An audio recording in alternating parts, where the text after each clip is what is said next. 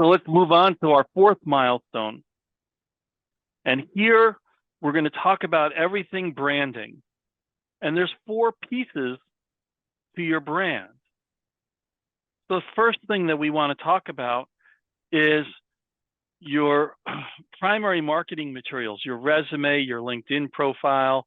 Oh, hey, business cards, you still can use them. They're still of value, if for no other reason, to make sure that you have a place to write down notes when you're talking to somebody else and get their information if they can't give it to you any other way, right? But we need to create all of our marketing materials, our print materials. We need to make sure that they have a consistent look, feel, writing style, consistent brand, okay, that they all say the same thing. You know, the worst thing you could do is have a resume that says you want to be a project manager and a LinkedIn profile that says that you're a program manager, just to use those 2 examples, right? You know, or a resume that says you're a electrical engineer, where your LinkedIn profile shows that you're a senior electrical engineer lead or something like that, right? They need to be branded the same, right? So we need to work on those. Then we need to have a marketing plan. And I separate this out from the other branding materials because I think this is probably the most important of all of your marketing materials that you can have, because this is what you want to use when you're networking. Look, your resume is looking at what you've done in the past, right? It talks all about all the things you've done in the past. As a potential hiring manager, I don't really care about your past. What I care about is, what do you want to do going forward? And the marketing plan talks about what you want to do going forward. So it's going to talk about, what are your preferred titles? What is your preferred functions or departments? What is the preferred industries that you want to work in? What's your value proposition that shows why you're qualified to do what you say you want to do? And then what are some of your other qualifications for that role?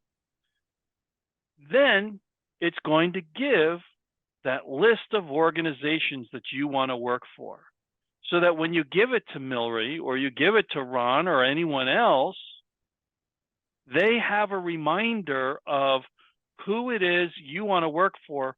And when it comes across their desk that somebody they know fits into that space, they'll remember to tell you about it. So your marketing plan is forward-looking. Your resume is backward-looking. We want to give people in networking our forward-looking document, the marketing plan. When we go to an interview, we have to do the industry standard, which is bring your resume, because now they want the facts of what you've done in the past. So you bring that along. Questions on a marketing plan specifically, and or any differences between the marketing plan and your other marketing materials?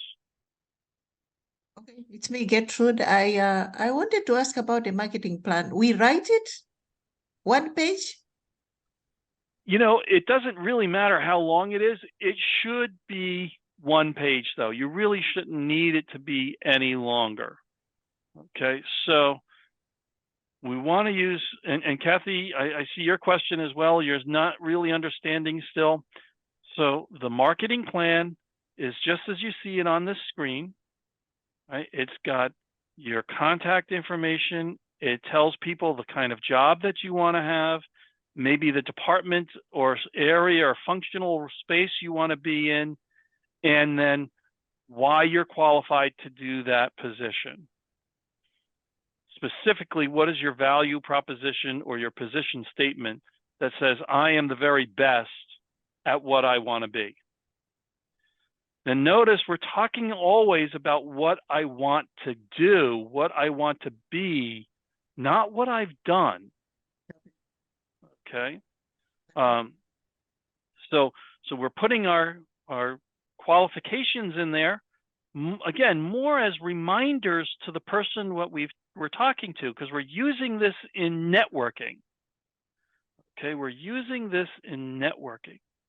So when I'm talking to someone about what I want to do and why I want to do it and why I'm qualified for doing it, they're not going to remember this conversation 5 minutes after we hang up from the call or leave the coffee shop.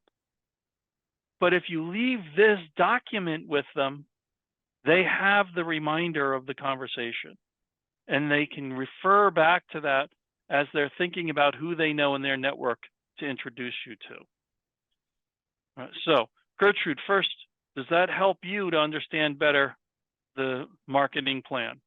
Yes, thank you very much. I appreciate it. I understand it better now. Thank you. Great. Kathy, how about for you? Yes, I didn't really understand that it was something you give to your networking contacts. I wonder if people would think that's like presumptuous, though, to show up with a piece of paper and hand it to them. It's more presumptuous to show up with your resume, because then you're asking for a job.